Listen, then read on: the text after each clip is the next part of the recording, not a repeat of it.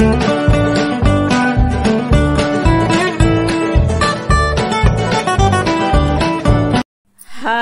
Hello friends, అందరికీ నమస్కారం అండి. ఇదిగోండి, ఉదయం లేస్తేనే నా దినచర్య మొదలైపోయింది. మీరందరూ ఎన్ని గంటలకు లేస్తారు? నాకైతే ఈరోజు ధనమ్మ రాలేదు. చూసి ఇంకా రాదనేసి ఫిక్స్ అయిపోయి అంట్లు కడుక్కుంటున్నానండి. ఎర్లీ మార్నింగ్ ఇప్పుడు 6:30 అవుతోంది. ఫోన్ చేస్తే ఫోన్ పనిచేయట్లేదని చెప్పాను కదా, అందుకని మా అంట్లు కడుక్కుంటూ ఈ సేవ చేసుకుంటున్నానండి. ఈ పనులు రొటీన్ పనులు చేసుకుంటున్నాను. మామూలుగా చేసే పనులన్నీ కూడా అన్నీ సర్దుకోవడం.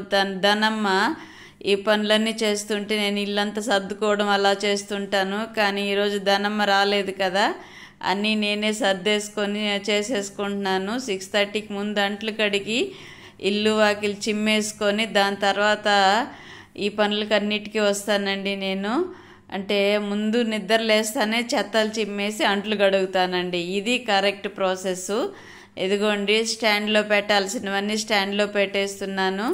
ఇక్కడ ఉండేటివన్నీ అంటే ర్యాకుల్లో సర్దాల్సినవన్నీ అలా బోర్లిస్తున్నాను. ఇంకొక విషయం చెప్పనా అండి, ఈ తడంతా ఆరకుండా సర్దేశామంటే గిన్నెలు కాక్రోచ్లు ఎక్కువైపోతాయి అని చెప్పారు ఫ్యామిలీ ఫ్రెండ్స్. అందుకని బాగా వడగట్టాలని గిన్నెలన్నీ అలా పెట్టాను. ఇదిగోండి, ఇంకా వంట స్టార్ట్ చేశానండి. అది నిన్నటి వ్లాగ్ కొద్దిగా, ఇది మొన్నటిది. ఇదంతా కలిపి వ్లాగ్ పెడుతున్నానండి. చిక్కుడుకాయలు ఉన్నాయండి కొన్ని, అవన్నీ ఫ్రై చేస్తున్నాను. ఫ్రై చేసేది ఈజీనే, కానీ చేయడం మొదలు పెడితే ఈజీ అండి. చేయకుండా అలా కూర్చుంటే కష్టమే అనిపిస్తుంది కదా.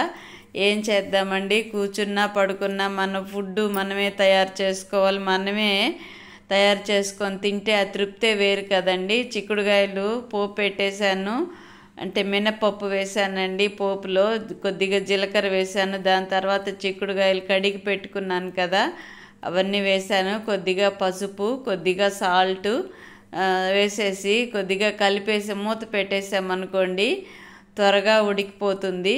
చెప్తూ ఉంటాను కదా మీకు, త్వరగా అయిపోయే కూరగాయలు ఏవైతే ఉంటాయో అవి ఓపిక్గా చేసేస్తాను.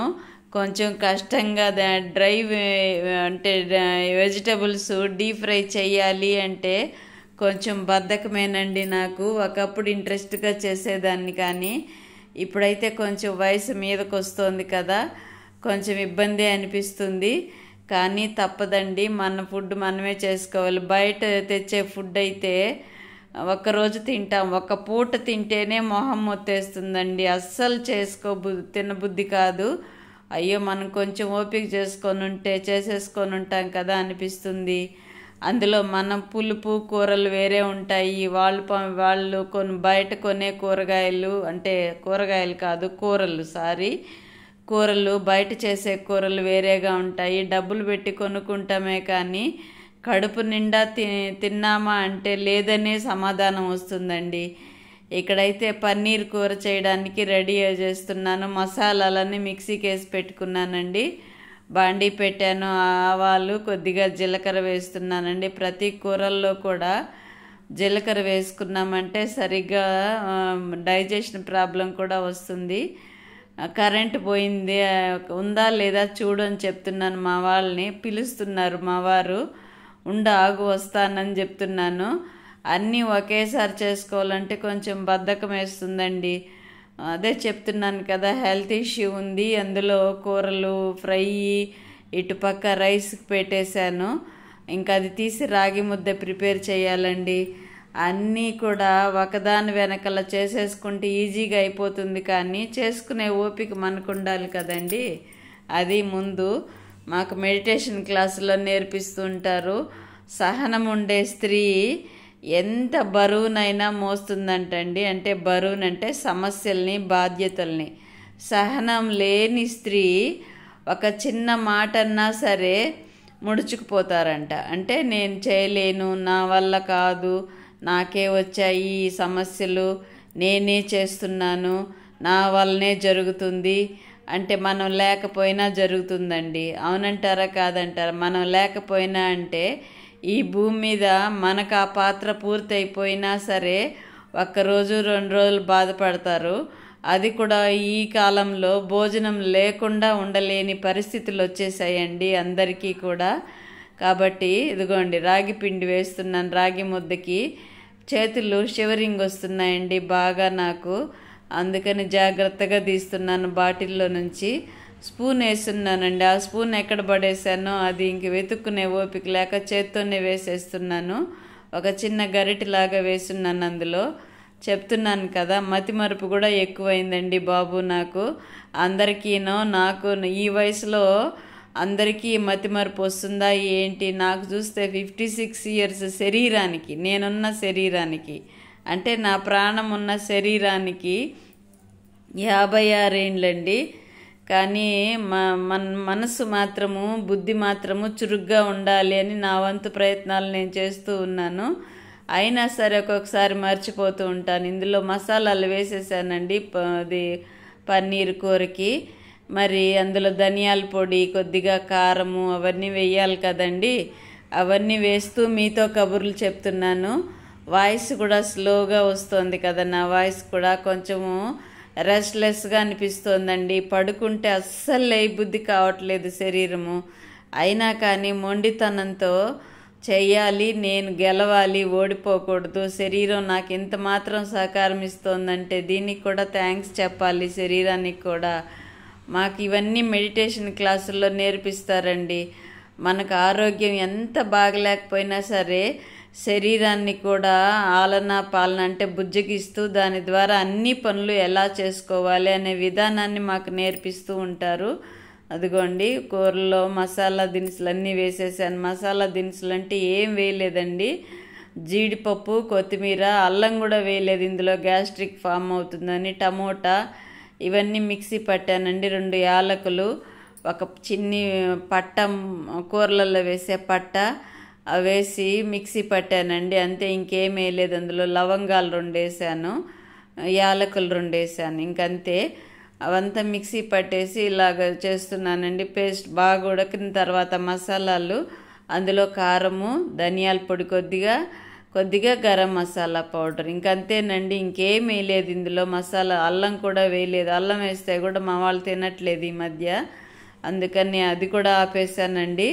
ఇటువైపు రాగి ముద్ద రెడీ అయిపోతుంది కదా, టైం అయితే అయిపోతుంది భోజనానికి. కరెక్ట్గా 1 లోపల పెట్టేయమన్నారు డాక్టర్ భోజనము, అందుకని చకచకా చేసేస్తున్నాను.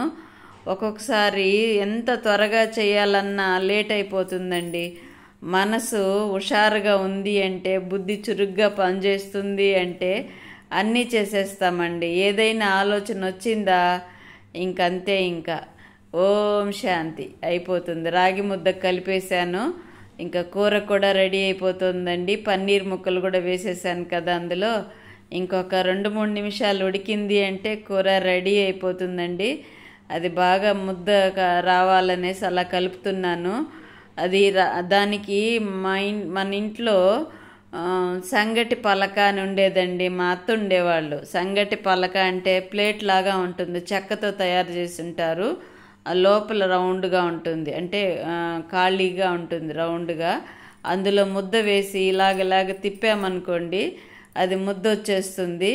అలాగుండేది అది. మేము వచ్చేటప్పుడు అంటే రేణిగుంటకు వచ్చేటప్పుడు, మా ఊరు అసలైన ఊరు కుర్రకాలువ అండి. కుర్రకాలువ నుండి పిల్లల చదువు కోసం మేము పిల్లలు చిన్నప్పుడే ఇక్కడికి వచ్చేసాం. రేణిగుంటకి మా ఊరికి దగ్గర 4-5 కిలోమీటర్లు ఉంటుందండి. ఇదిగోండి రాగి ముద్ద రెడీ అయిపోయింది ఇద్దరము ఈరోజు రాగి ముద్దే తినేస్తామండి. అది కూర, అది పన్నీర్ కూర, చిక్కుడుకాయ ఫ్రై. మొన్న షార్ట్ పెట్టాను కదా, అది ఈరోజు వీడియో అప్లోడ్ చేస్తున్నానండి. ఈ కాంబినేషన్ అయితే సూపర్గా ఉందండి. ఒకసారి ముద్ద కూరలు, మసాలా కూరలు కూడా రాగి ముద్దకు బాగుంటాయి అనిపించింది తినేటప్పుడు. అయితే మేము కురకాలో నుంచి, అంటే మా సొంత ఊరు కురకాలో నుంచి వచ్చేసాం కదా, అప్పుడు వదిలేసి వచ్చేసామండి ఆ రాగి ముద్ద చేసే పలకని. కాకపోతే ఇప్పుడు అలా ముద్దలు చేసే ఓపిక లేక అలాగే పెట్టేసుకుంటున్నాం, గరిటతో తీసి పెట్టేసుకుంటున్నాను నేను. ముద్దలు చేసి మళ్ళీ అలా బాక్స్లో వేసి పెట్టి, హాట్ బాక్స్లో మళ్ళీ తీసి తినడం ఎందుకు, తినేటప్పుడు వేడివేడిగా చేసేసి అలాగే వడ్డించుకునేస్తున్నాము.